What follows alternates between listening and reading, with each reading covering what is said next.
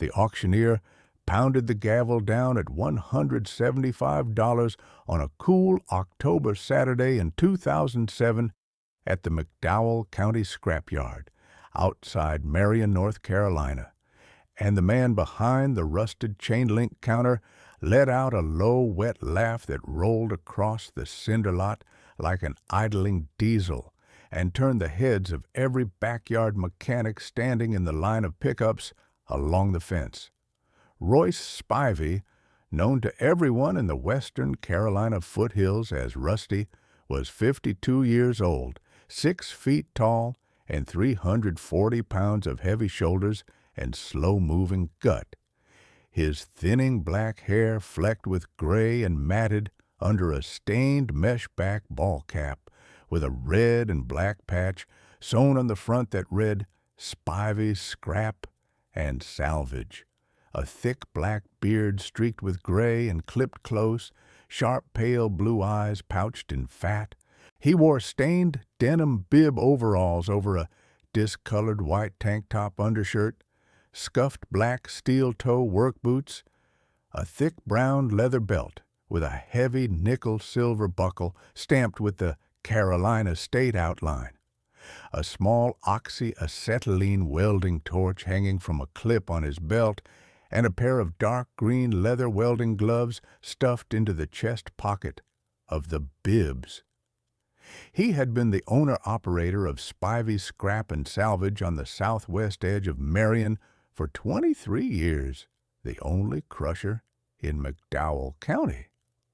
The 1946 Ford F-1 light wrecker at the back of the yard had been on his crusher list for 14 months, and the only reason it had not gone in yet was because the boom on the back had a length of chrome moly tubing he had been meaning to cut down for a customer in Asheville. He had told the auctioneer privately he would have given the boy $50 to crush it in the next quarter hour. The 24-year-old salvage mechanic in the faded overalls had just outbid him for $175, and Rusty was making sure the men in the line understood the joke. Booker Whitaker folded the auction slip into the chest pocket of his bibs and walked through the cinder yard. The Ford F-1 was 13 feet of half-ton stake bed pickup with a hand-built single-mast wrecker rig welded onto the bed. The cab painted a faded vermilion, oxidized to a chalky pink along the body panels and rust brown along the lower rocker edges. The chrome Ford letters across the front of the hood tarnished to a dull pewter. Both small chrome cab mirrors snapped off at the brackets. A slim hand-welded steel single-mast boom with a small homemade pulley head and a hand-cranked single-drum winch welded onto the rear of the bed, listing slightly to the right at 3 degrees with a frayed cable.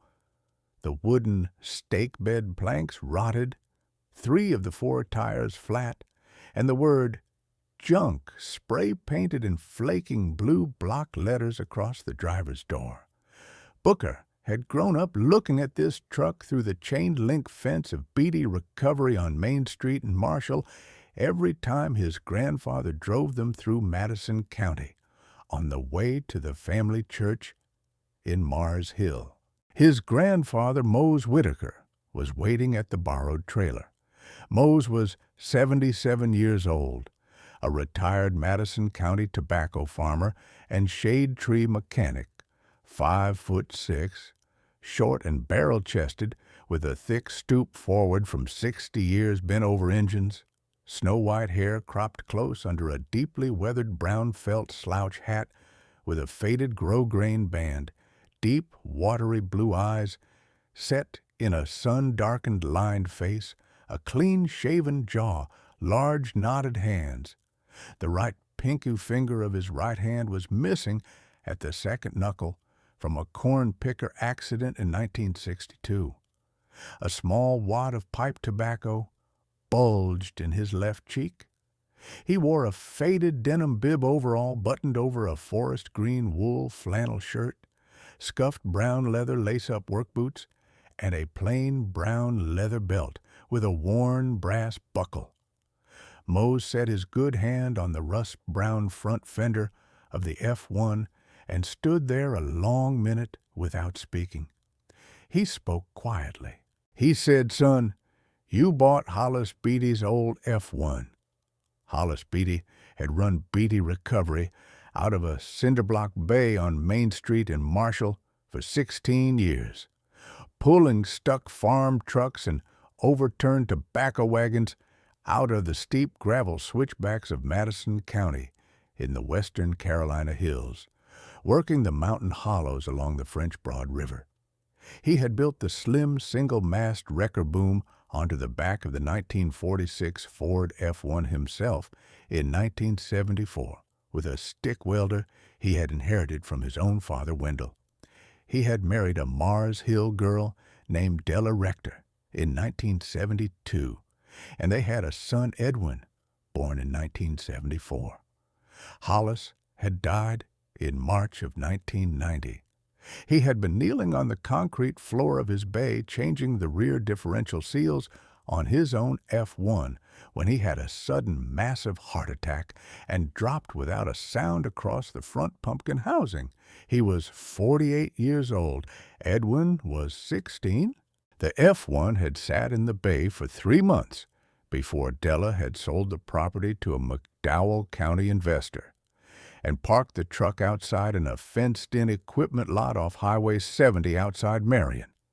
And the truck had sat there for 17 years.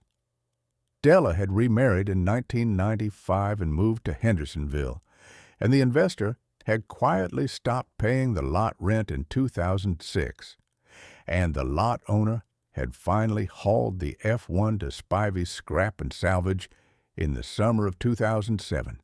And it had sat on Rusty Spivey's crusher list ever since. Booker had been at the auction because his grandfather had heard from a deacon at the Mars Hill Church that Hollis Beaty's truck was finally being sold.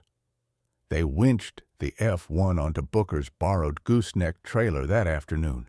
Rusty Spivey leaned on his welding cart and watched, the welding torch swinging from his belt clip, and as Booker pulled out, he called across the cinder lot that when the boy was ready to admit defeat, Spivey's Scrap and Salvage would crush the heap for $30 cash. Booker did not answer. Mose climbed into the cab of the trailer truck, and they drove the 40 miles east through the Black Mountain Pass and up the gravel road to Mose's old tobacco-curing barn outside Black Mountain, North Carolina, the dead F-1 rocking behind them, the slim single-mast boom pointing at the soft gray Carolina sky like a bent finger. The restoration would take 17 years. Nobody knew that on the drive home. Booker worked his day job at a Buncombe County diesel truck shop in Asheville during the week, and he drove the 20 minutes up the ridge to Mose's tobacco barn every Saturday and most Sundays. They started with the engine because Mose insisted. The original 239 cubic inch flathead V8 had not turned over in 17 years, and they pulled it out of the truck with a chain fall hoist and disassembled it on a stand. The bearings were salvageable, the crank true, the head needed only a careful regrind.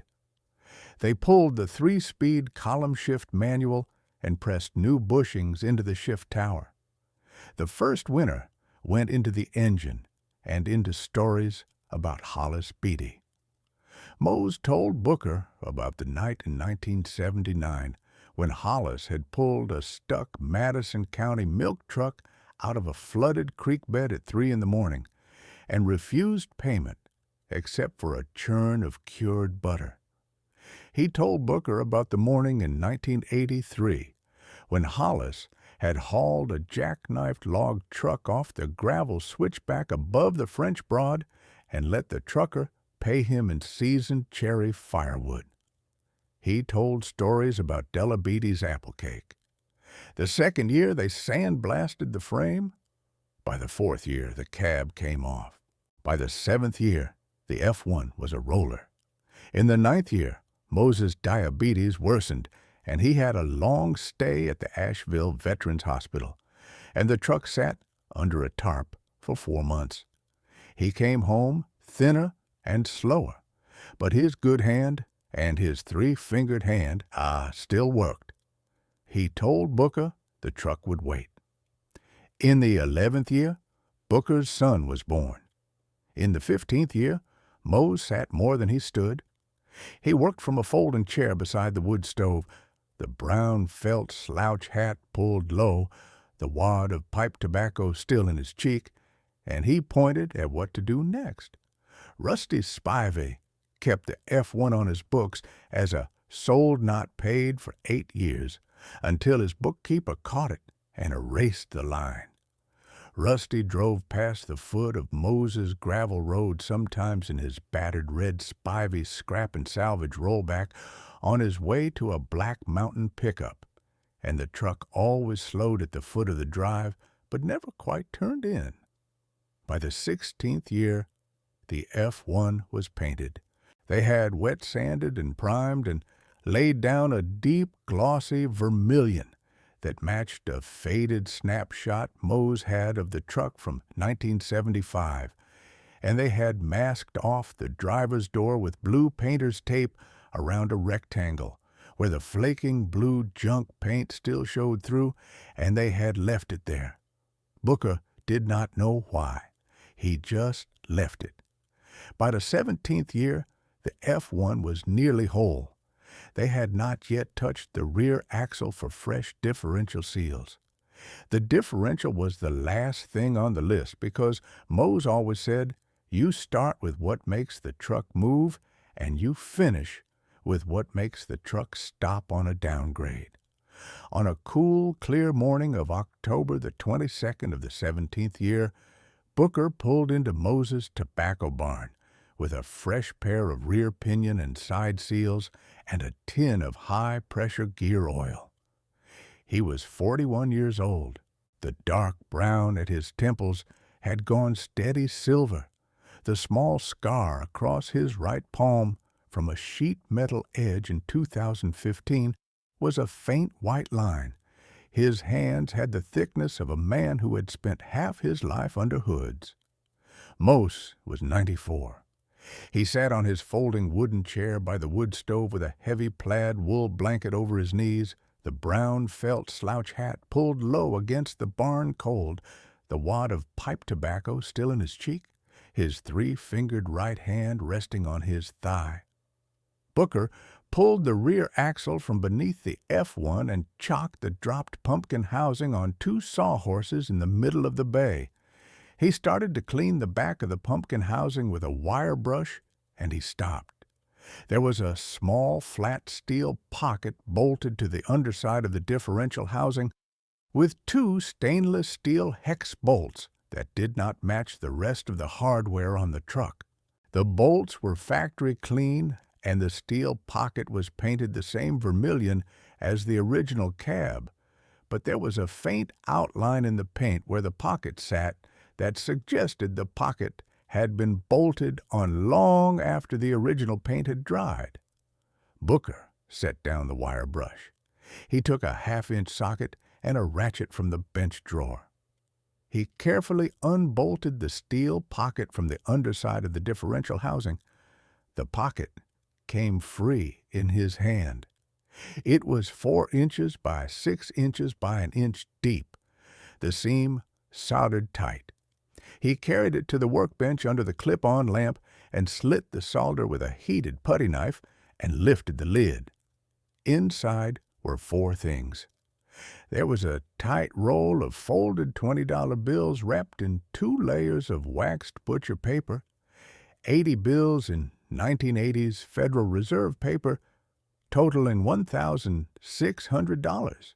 There was a single tarnished bronze 5-pointed star medal on a faded red, white, and blue ribbon, the back of the medal engraved with the words Bronze Star Medal for Heroic or Meritorious Achievement, and a small set of 3 initials, There was a brittle, folded yellow Western Union telegram dated July the 8th of 1945 from the War Department, addressed to a woman named Pearl Beaty in Mars Hill, North Carolina, regretting to inform her that her son had been killed in action on Okinawa on June the 20th, 1945, at the age of 22.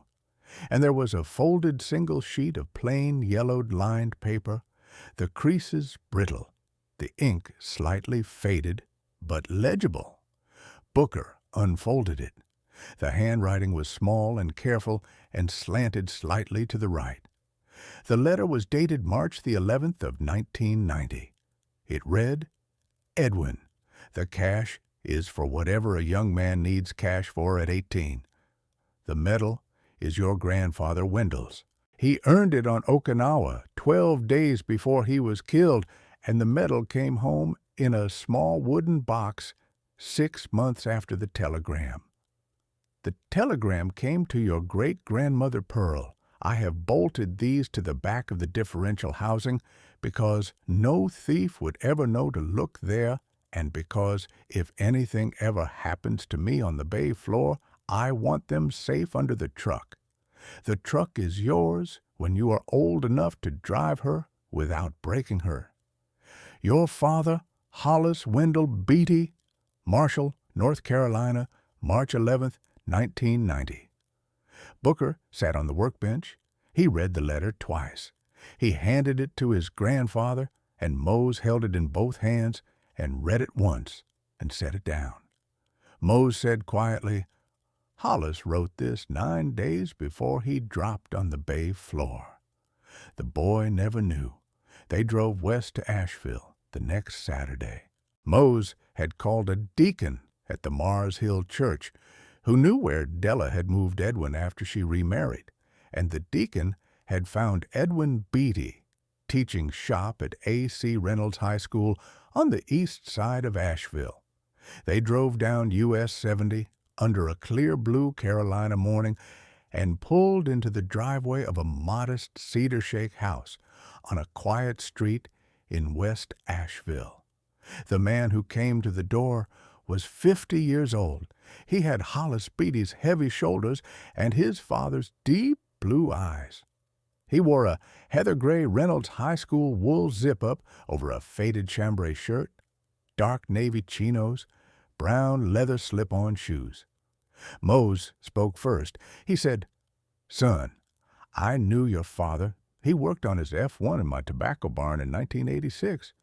My grandson here bought the F-1 at the scrapyard auction over in Marion 17 years ago, and we have been restoring her ever since. And we found something bolted to her differential housing that belongs to you." Edwin's face changed. He invited them in, and they sat at a small kitchen table, and Booker set the 4 items down. The cash first, then the medal, then the telegram, and he saved the letter for last. Edwin picked up the bronze star, and he turned it slowly between his fingers and read the engraving on the back. He said his grandfather Wendell had been killed 12 days after the engagement on Okinawa that earned him the star, that his great-grandmother Pearl had kept the medal and the telegram in a small wooden box on her mantelpiece in Mars Hill until she died in 1968, and that he had been told as a boy that the box had been lost in the move when his father took over the Marshall shop in 1974. He read the letter twice. He did not cry until the second reading. He asked finally if he could see the truck. They drove him up to Black Mountain the next morning. Edwin stood in the open bay of Mose's tobacco barn in front of the F-1, and he walked slowly around it 3 times. He ran his hand along the slim single-mast boom, and he stood at the driver's door where the flaking blue junk paint was still masked off in blue tape. He turned to Booker, and he asked the price. Booker looked at his grandfather. Mose held his 3-fingered right hand on his knee and said, "Son, The truck is yours, but not the way you mean. We are going to paint over the door so the junk is gone. And then we are going to drive her down to Main Street in Marshall and park her in front of the cinder block bay where your father's shop used to run. And we are going to paint your family name on the door in clean white the way he had it in 1974. The boy paid $175 at auction. The truck is his on the paper. The work is his by the doing. But the name on the door belongs to your father and your grandfather and to you. They finished the F-1 through that winter. Edwin drove up from Asheville every other Sunday. On the morning of April the 11th of the 18th year, they rolled the F-1 out of Mose's tobacco barn under a clear blue Carolina sky, and they drove her in convoy down to Main Street in Marshall and parked her facing the empty cinder block bay where Beaty Recovery had run from 1974 to 1990.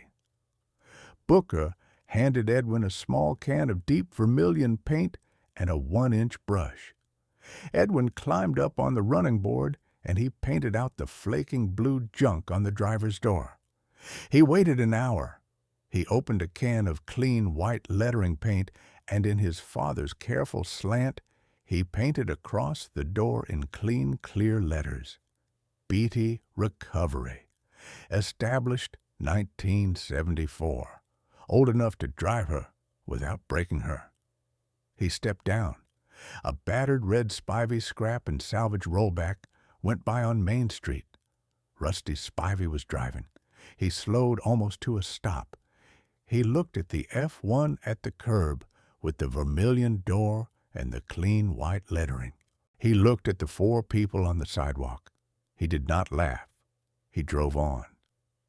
The F-1 sits on Main Street in Marshall today, and the sign on the door reads, Beaty Recovery, established 1974.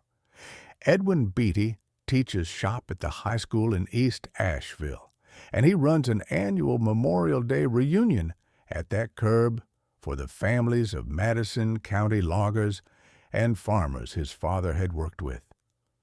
The $1,600 sits in a small lockbox at his house.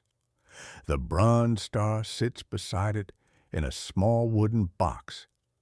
The 1945 telegram sits in a small fireproof safe under his desk. He reads the letter once a year, on the 11th of March.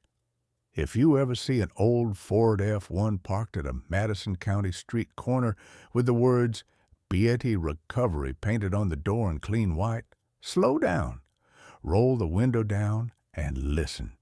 There is a story in that truck that a man with an oxyacetylene torch on his belt would have crushed for $30, and the work was always for the boy. Subscribe to Iron Hook Stories for a new story every day. Thank you for watching.